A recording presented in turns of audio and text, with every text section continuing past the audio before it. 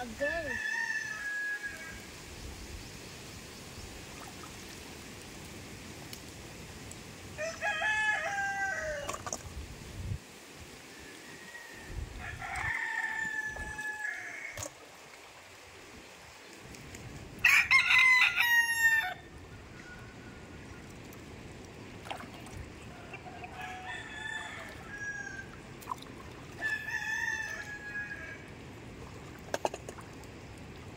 Ang laki!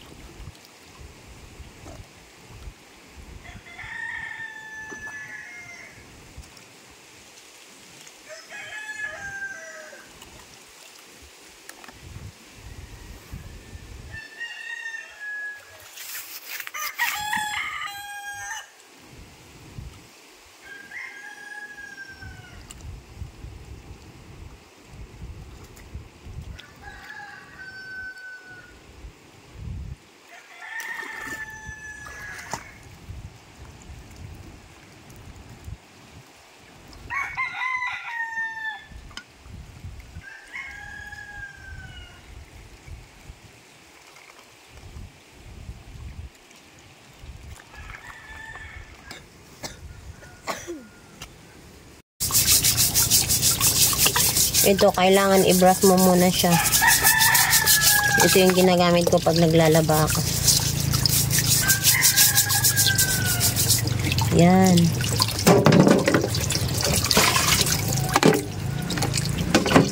I-brush mo muna siya mabuti.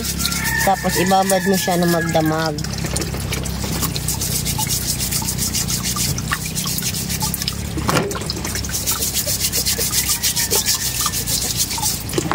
Para mailabas niya yung mga nakain niyang lupa. Ano mang nakain niya. Mailabas niya yun pag ibabad mo sa tubig magdamag.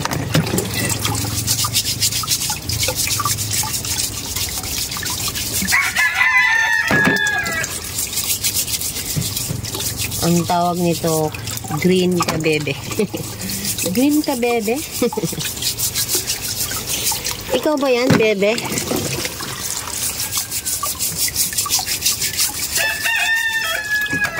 Ikaw na ang bebe ko. Ang bebe ko. Nandun na ako. Ang lalaki.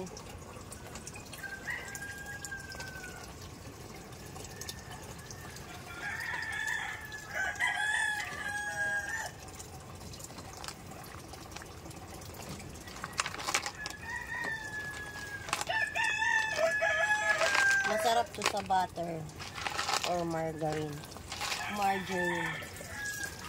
Itong maliliit, ibukod natin. Kasi, ibabad muna natin sa tubig.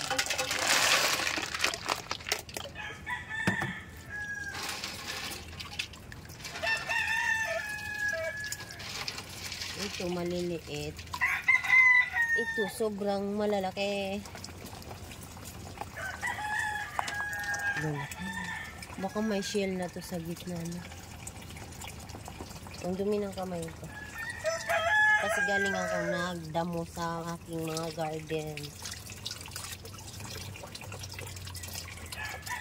Ibabad mo na.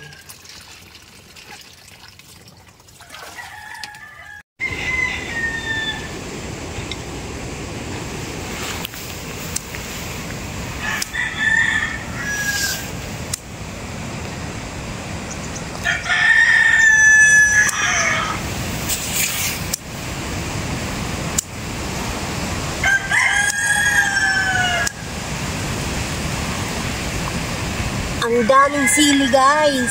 Ang liliit lang ng puno niya.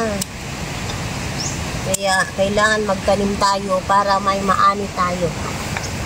Sipag lang ang puhunan, hindi na tayo bibili pa. kung saan-saan. Yan. Fresh na fresh. Nahulog pa.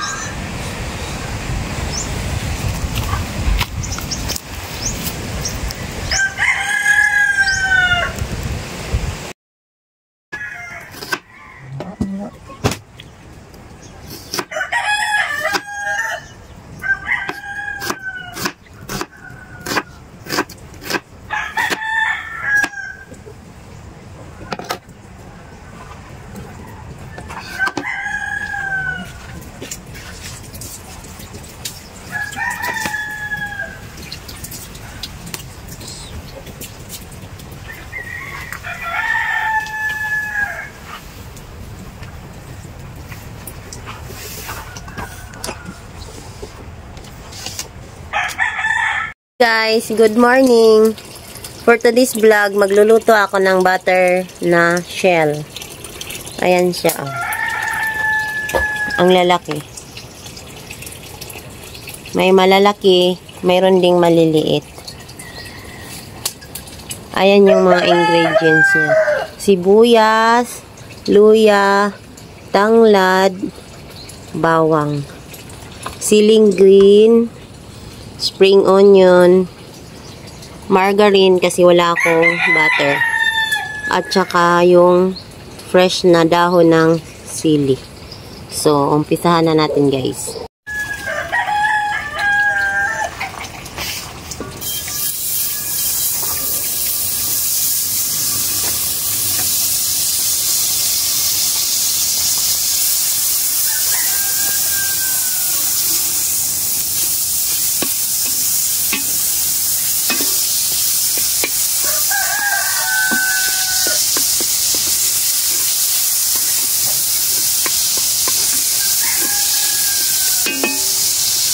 Luya.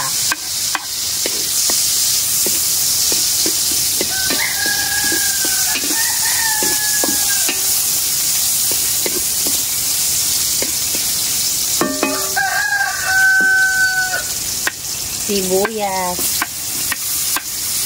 Obvious ba? Sibuyas.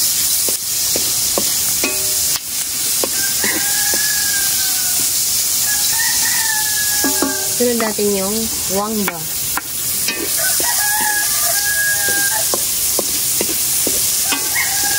Siyempre, halo-haloin. Char.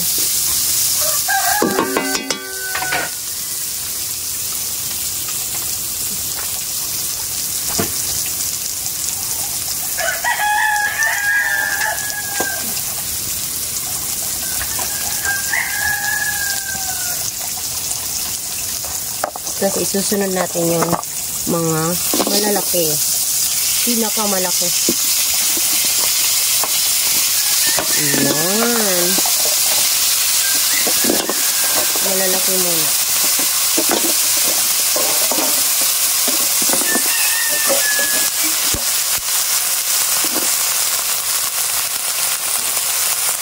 Ang bango.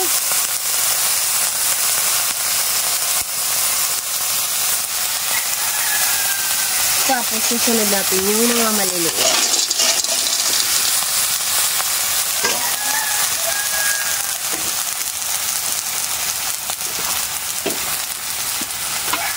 Siyempre, timplahan natin siya ng asin.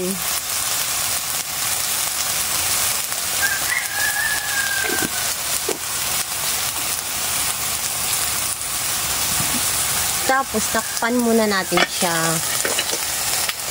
Di kasi maliit.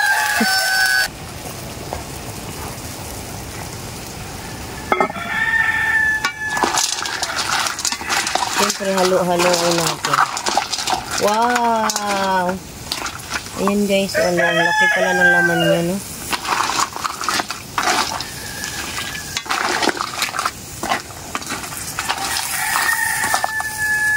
Tapos butang natin konting tubig.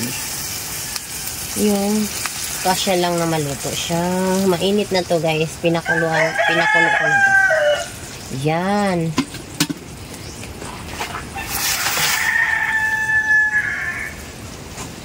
Tapos ilalagay ko na yung tanglad. Tapos maraming siling green para ang bango niya. Tapos takpan mo na siya ulit.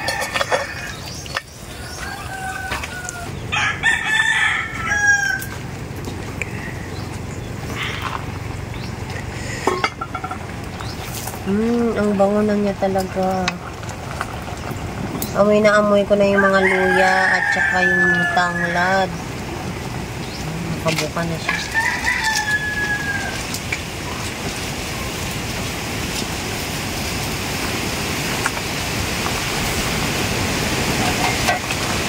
Pag marami siyang, kailangan marami talaga siyang luya at saka sili at saka tanglad kasi yun yung nagpapabango sa kanya.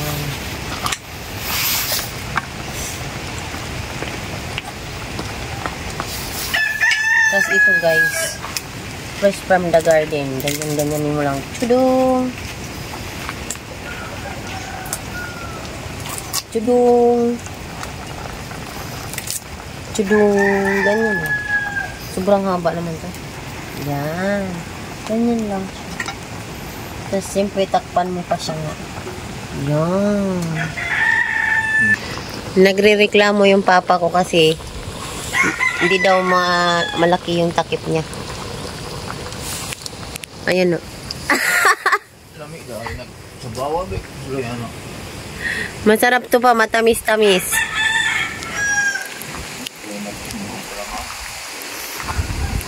Kalamay. Di pa isagol ni. Isagol. Ay. Ayan, sasama yung dahon ng sili. First time daw ni papa mo kaon, anak.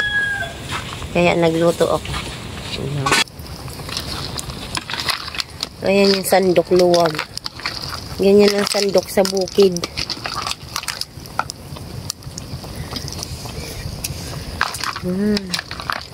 Kasi na umuulan ngayon kaya yan ang masarap na sabaw. Butter lang katapat niyan. Sili, luya. Ang bango na guys.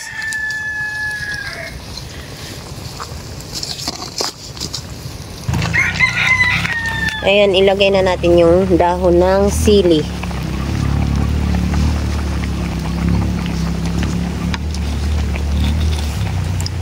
Ayan. Tapos halo-haloin siya. Ayan.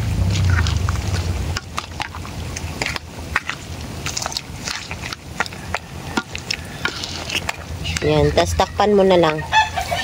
Tapos luto na yan.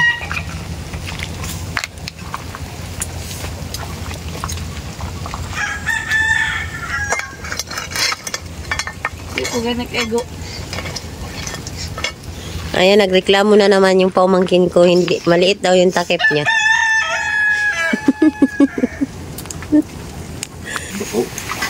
Ayan, kumakain na sila. Nabili na ulit na.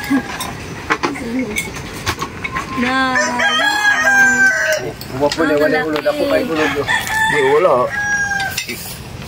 Kuha na daw niya mo.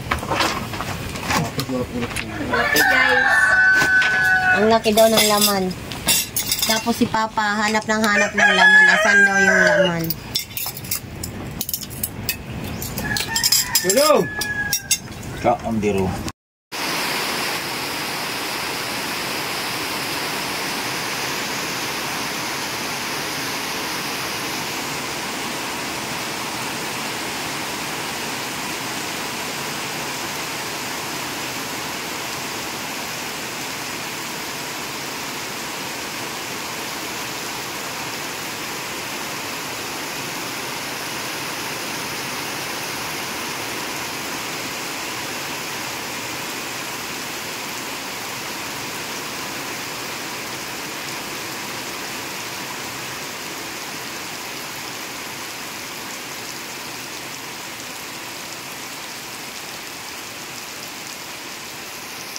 Hinog na naman na langka. Pinitas namin. Bagong kain. Kakain na naman ng langka. Mamaya na lang. Ang laki niya. Galing doon sa labas.